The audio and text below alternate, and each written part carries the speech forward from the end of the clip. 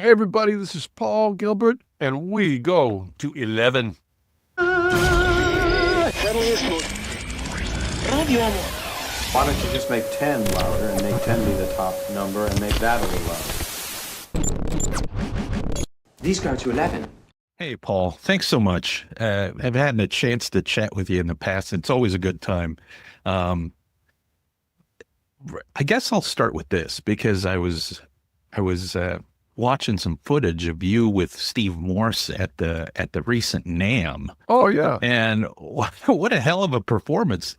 Have you guys ever performed together before? we actually performed together at a NAMM show probably around 10 years ago or even more. Okay.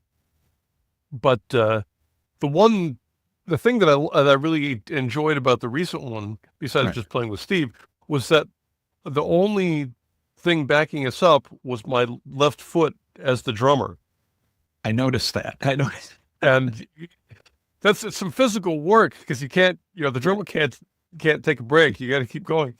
But because everybody uses backing tracks and sort of Sure. things like, I felt kind of like, let me in there. You just use my foot, Right. and it worked.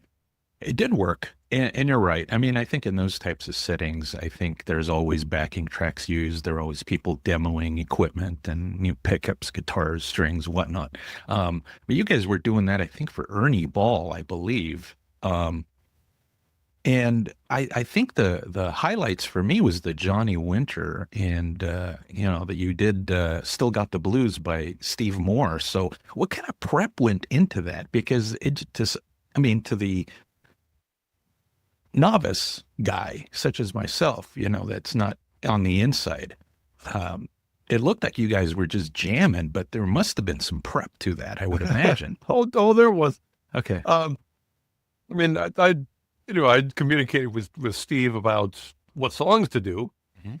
and I made actually I made a video of myself sort of just doing a rough run through what Mhm. my vision was for two guitars and somebody stomping, and he enjoyed the video, so he wrote back and said, "Okay, let's do it," and and then you listen to the song, you figure out the changes, and still got the blues by Gary Moore.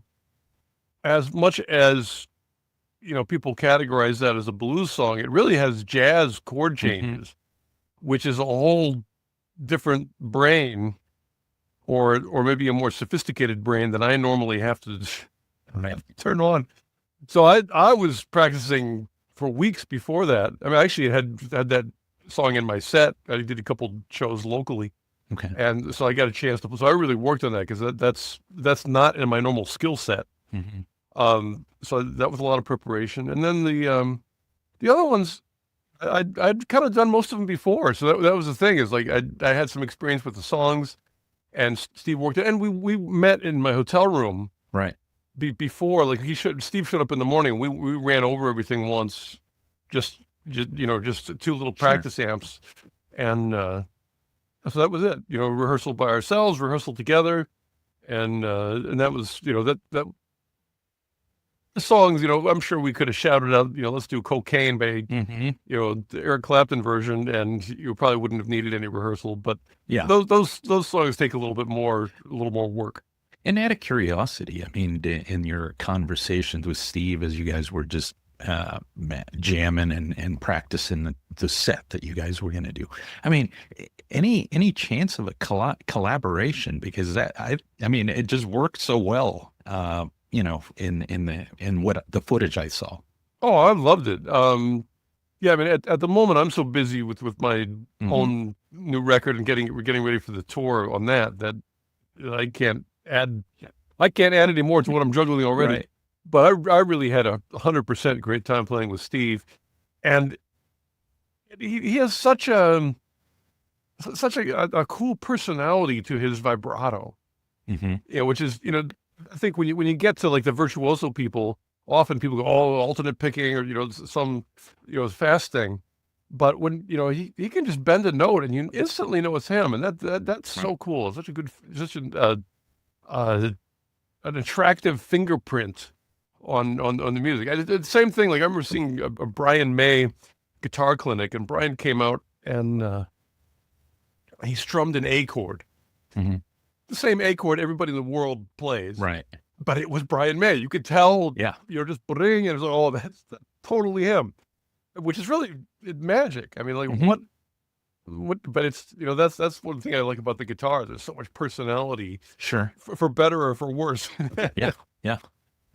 And you did mention the new record, Washington Rules of Civility. So tell me about that, because is it a theme, a recurring theme? Is it a concept? How would you describe it? And how did this all come together? Well, I needed lyrics, Mm-hmm. and I've often needed lyrics, and sometimes I write them. And in this particular case, I thought I'm really not in the mood for writing lyrics, but I'd love to have some. Mm-hmm. Where can I get lyrics?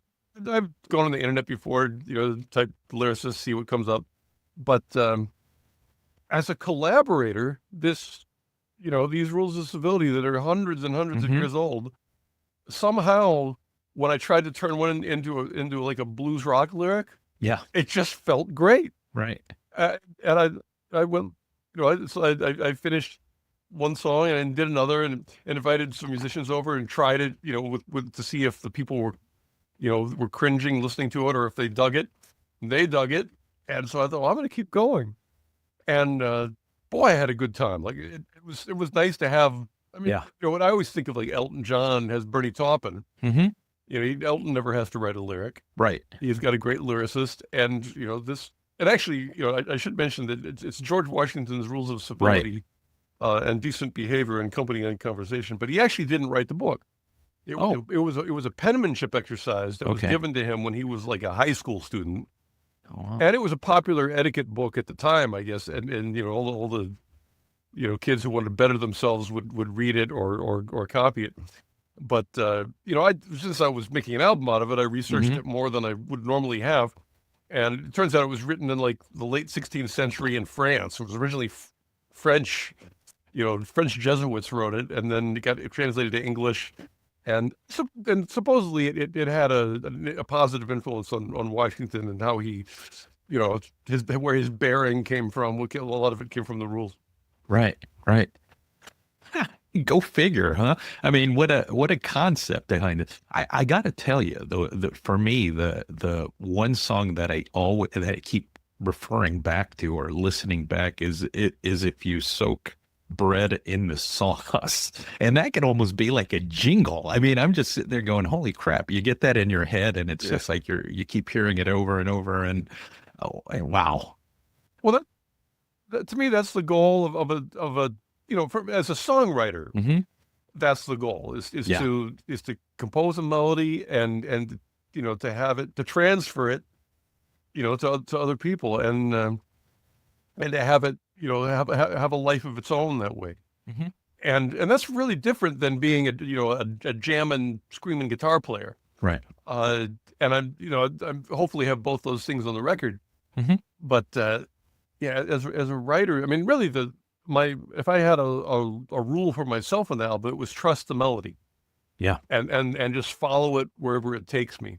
And sometimes it would take me to a style that would be, I'd think like, oh, I don't know if my metal fans are going to like this jazz chord. Right. But it's like, that's where the melody's taking me. I'm going to trust it. And, that's what I'm going to do for this album.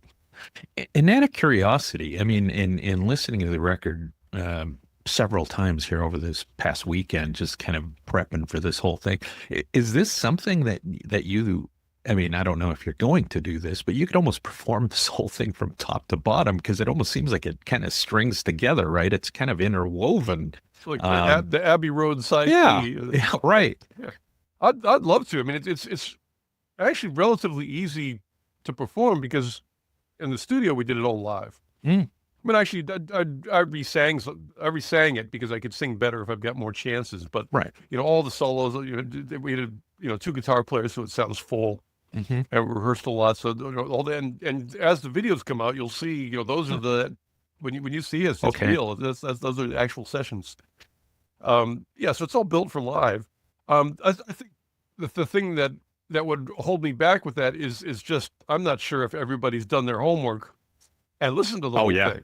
Right. So, I want to make sure I balance the show with, things that people came there to hear. If they want to hear their favorite Racer X song, their favorite Mr. Big song, I want to throw at least a little bit, sprinkle that in there too. And, if the show gets more than 2 hours long, yeah, right. then it's past everybody's bedtime then. Sure. Yeah, I mean, it would be great for a one-off, maybe even, right? Like you could do like a one-off gig where people are expecting that particular performance, and they've lived with the record for a little bit. And when I actually get it in front of people and see how they react to it, because it's I've got the hat, right? And to me, I've always had trouble with hairstyles. So the main reason for the hat is like I don't have to worry about if my hair has some weird point on top or going in the wrong direction. So it's like, okay, hair solved. Any hat does that. But and it's a good looking hat too. Yeah. But in these politicized days, I don't want to distract from the music. Because somebody's got a bee in their bonnet about whatever. So I sort of have to test all that out and just see how it feels. And if it feels good, I can do more of it. Right. But it's, it's a live, the audience is a big part of it. So I have to sort of take a good guess as to what will work and then adjust accordingly. I just thought of something, Paul. I mean, I don't know if the game plan was to have the band also dress up with the hats and the shirts and pants and the boots, but because when I saw stills of that, I'm like, what's he doing this Paul Revere and the Raiders deal? And then I get it, right? After you get the concept behind it and everything, but you got to have those guys dress up at least for the tunes you do off this record, don't you think? Well, that's a good idea, or a good thing to ponder. I mean, in our previous album, I did an album called Spaceship One, where I strongly encouraged everyone to wear a spacesuit. Right. And that didn't go down very well at first. I think partially because everybody's like, why do I have to wear a spacesuit? Secondly, because they were hot. Right. The first ones, we eventually got cotton ones for the road, but the first ones were like some kind of vinyl material. They didn't breathe at all, so we're all sweating like crazy. But this one, I didn't really know the answer. I thought, I don't know if I want to make them do that. And, and for a long time, I didn't know if I wanted to do it. Right. It got pretty close to the recording sessions, and I thought like, oh, okay, I might as well, especially since I knew it was going to be on video. But I thought I'm not, those guys have enough to worry about with all the weird chords I gave them.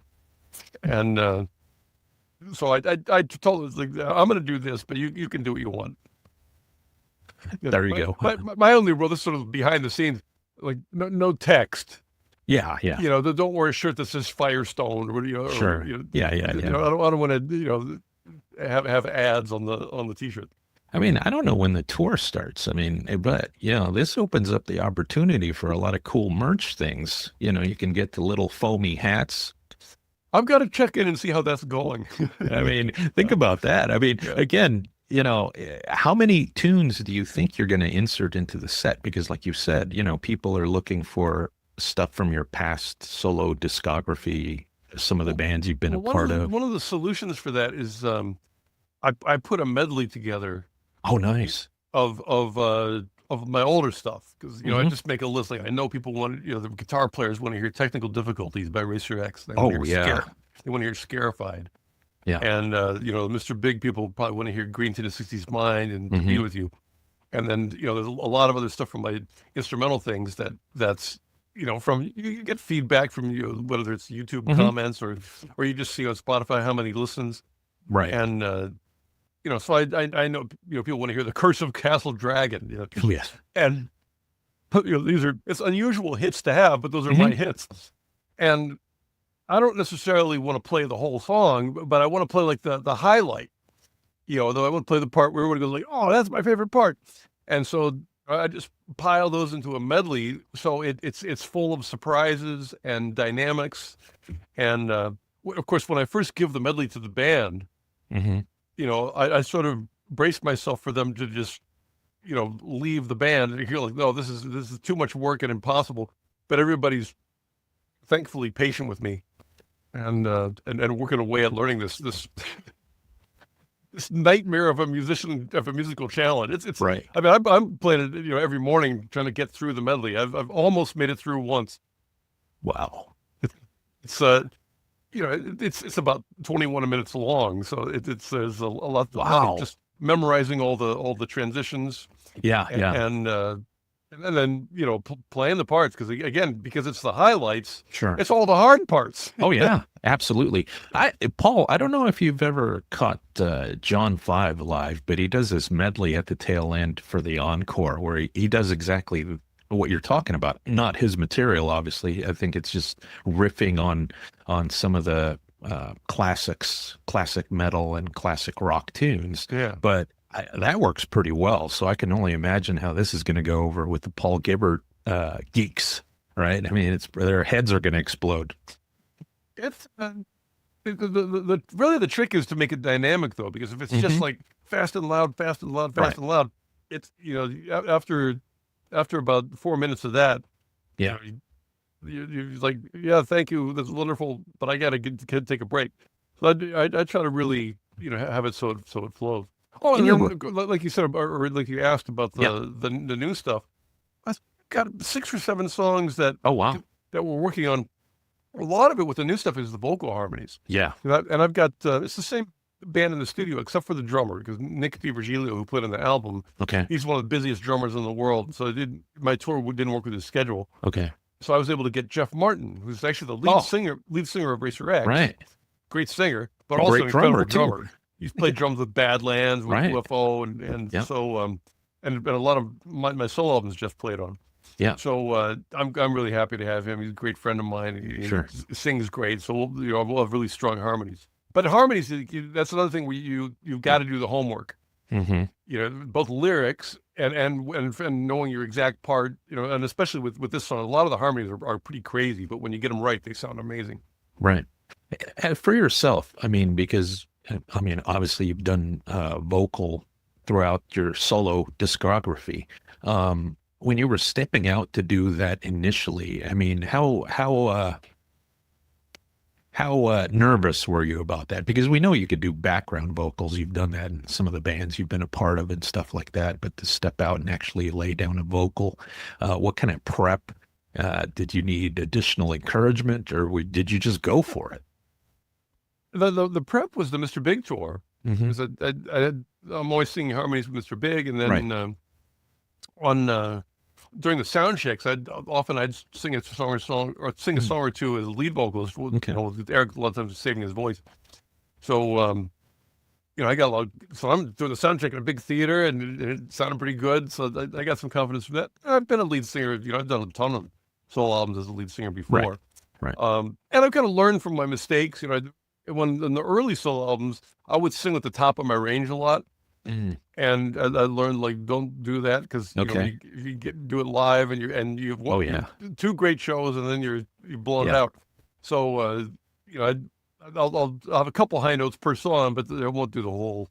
Give myself a break for the verse. Yeah. I mean, what a heck of a way to start the career, I think, as a solo artist. The King of Clubs, Flying Dog, Alligator Farm. I mean, those are still kind of some of the go-to albums, I think, for a lot of the folks that are Paul Gilbert fans. I mean, what do you think of that? I mean, obviously the past is you have this notoriety, this history, as a guitar player, musician, singer as well. But there's also the current stuff, which I think a lot of artists battle with. It's like they don't insert enough new material in the set list, and it sounds like you have quite a few that you're throwing around out there. How do you feel about that? About people maybe leaning more toward the past than the current with artists? We're all humans, and that's what our brains do. This nostalgia is powerful. Mm-hmm. If I go see Paul McCartney, I'm happy when he's playing the Beatles and Wings stuff. And if he throws in a new song, it's like, that's all right, but when's he gonna got to get you into my life? Yeah. When's he gonna do Sgt. Pepper? And now, of course, those songs are so legendary.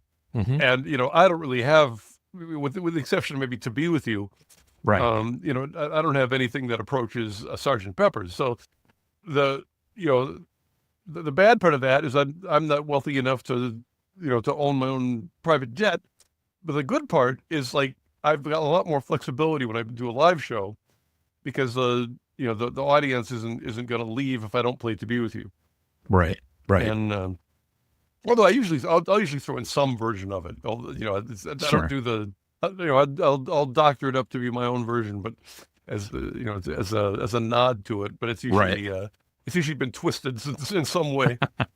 Right. One of the other things too that you did a few years back, and I had a chance to chat with you about, is when you did the Dio album. Did you ever hear back from anybody in the Dio camp that might have heard that, and what were their thoughts on that, if you did? Oh, so we checked with Wendy, just to let her know that I was doing it and to get her blessing, and she was very supportive. I'm trying to remember because that was a while ago. Yeah. Uh, yeah, I don't think I can't remember honestly. I mean, they're Yeah. probably after we hang up in this call, go like, "Oh, that's You'll right." be like, "Oh, yeah, I remember." Vivian Campbell. Yeah. But, yeah. Well, I saw Vivian after that because I went to see Def Leppard with Journey, which is a great show. Oh, yeah. And I can't remember if Vivian mentioned that or not. But that has nothing to do with the facts. That just has to do with my memory. Yeah. Right. There's a particular record that I was really fond of, the United States album that you did with Freddie Nelson. Oh, yeah. Thoughts on that one? My God, that one blew my mind when I first heard it way back when. And I think it came out in '08 or something like that, I believe. Yeah, I wish that had done. I wish that had gotten out there a bit more because I really love that album too. Mhm. Freddie's voice is so cool, Right. and yeah, that's sort of a hidden gem. Exactly. And also, I don't know if that's on Spotify. I've written to my manager a couple times about that, and there's some legal tangle, or I don't know what it is. So it's Okay. I'm sure it's on YouTube because everything's on there. Everything's on there. But yeah, if nobody's heard that, check out the song "The Last Rock and Roll Star." Exactly. That's a killer one. Do you keep in touch with him at all? I mean, is there any talk of doing anything else, any collaboration, whether it's one song or two, or maybe another record? Thought of it recently. I mean, we're in great terms and good memories. And whenever I play in Pittsburgh, he always invites me to dinner, although I'm usually, when you're doing a show, Right. you don't always have time. But yeah, I'd love to. I'm trying to remember, there was something where I was thinking it would be awesome to have him, but again, my memory doesn't always give me what I want. Right. I know you at one point were living out in the Northwest. I mean, I don't know if you still are, but what brought you to the Northwest originally? Because that's kind of a different pace than probably what you were used to previously. Yeah, well, I grew up in Pennsylvania, Mm-hmm. which was, it had seasons, a cold winter and a hot summer. Right. And then I moved, I was in LA for about 10 years. There was a big earthquake, and I moved to Las Vegas for about 10 years. Then I was in Japan for a couple of years, then back to LA for about 10 years. And by that time I was married, and my wife just never liked the weather Okay. of LA. I mean, it's, it's legendary for having Right. good weather. Yeah. But she, people in Japan, the seasons and the holidays that go with them, it's like a big part of the culture. And so she was starting to go crazy and not having a fall or a spring or a winter, just a summer all the time. So, we looked around, and I always had good memories of Portland from touring there. Mm-hmm. And, certainly Portland's been through some dramatic, Sure. some dramatic things, which that wasn't fun, but, it's still, it's the trees and the food, a lot of good things about it. So here I am. There you are. Real quick, one of the things that I think I recall reading or hearing somewhere at one point, I think you I think you gave Buckethead a guitar lesson, which, get this, and I don't know if you've ever heard this, but there's always been speculation that you were Buckethead, and if you weren't Buckethead, it was I think Jim Martin from Faith No More. So here you are. I mean, I imagine you didn't give yourself a guitar lesson. Well, I'd love to take the credit for someone else's hard work, but Buckethead is Buckethead, and yeah, before he was Buckethead, he was a teenager Mhm. who loves Yngwie, and I think he saw me play at a NAMM show, Ah. and he back in the days of phone numbers, he called me up and started coming over for lessons. And at that time, we were both really young. I mean, I was probably 18. Mm. He might have been 15 or something. Okay. And yeah, I just showed him all the stuff I was working on, and he was, hardworking, really motivated, and he had a fast, natural, just his musculature Okay. was quick. Right. Something about it was like, it was just ready to go. And he was like a racehorse. So, that's and he was, when you're 15 years old, I think anybody, you tend to be kind of timid and scared of older people, and so he was a little shy, Right. but nice, and I have good memories from it. Nice. You knew him when you guys were teenagers, is what you're saying. Yeah, exactly. I was sorry. 18, he was probably 15. So there was no need to show up in the costume, I think, for the guitar lesson then. Well, he hadn't worked that out yet. Oh, That's a bold statement to Yeah. to sort of plan out your whole right. theme of your career. I wish, when I look at people who have done that, like you never see Angus without the shorts. Yeah. Right. And Slash has got his look in it, and that's. I'm trying to think of anybody who did that sort of thing and it didn't work for them. It seems like that succeeds more often than it fails. Right. So the album is Washington Rules of Civility. Record comes out on February 27th. So we got another week before the official release date. There's going to be a tour. We'll get all the links to the social media. This is going to be for We Go to 11, Paul. So obviously with We Go to 11, there's a little bit of a reference there to Spinal Tap. Do you have, before I ask you to do that, there will also be a little opportunity for you to do an intro here at the tail end of the Spinal Tap-esque story. Do you have a Spinal Tap type esque story that you could share with us? Well, of course, if you're a musician, it's Yeah. a daily occurrence. It's Spinal Tap is your life. Right. I mean, the most famous one, which people might know it already, is when I got a drill caught in my hair. Oh yeah. And that was pretty Spinal Tap. I really, my regret with that was that it was before people had cell phone cameras. Yeah.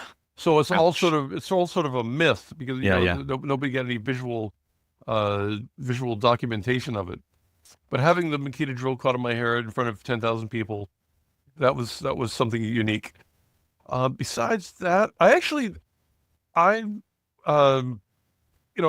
when you do a tour with other bands, Mm-hmm. often the headlining band will pull pranks on the Oh, yeah. support band on the last show. And so I was on G3 with Joe Satriani and John Okay. Petrucci. Right. And I thought, well, I'm going to get together my revenge prank because I thought I know they're going to prank me, so I got to get something ready to prank back. And I was visiting my dad a couple days before the last show, and we went to the hardware store and got all these materials, and we made a tiny Stonehenge, Oh. and we lowered it on Joe Satriani during his ballad. Oh wow. And so that was a pretty good one. And then also I went to a fabric store and bought a bunch of tartan Okay. fabric, and we made kilts. Oh, And geez. there was John Petrucci had a song called Glasgow Kiss, and we came out and did a river dance or Okay. something with our kilts while Oh, he was gee. playing that. That's on YouTube actually. If you- Okay. I'll have to dig that out. Type in like Gilbert kilts Petrucci, and it's hilarious. Nice. Hey, thanks so much.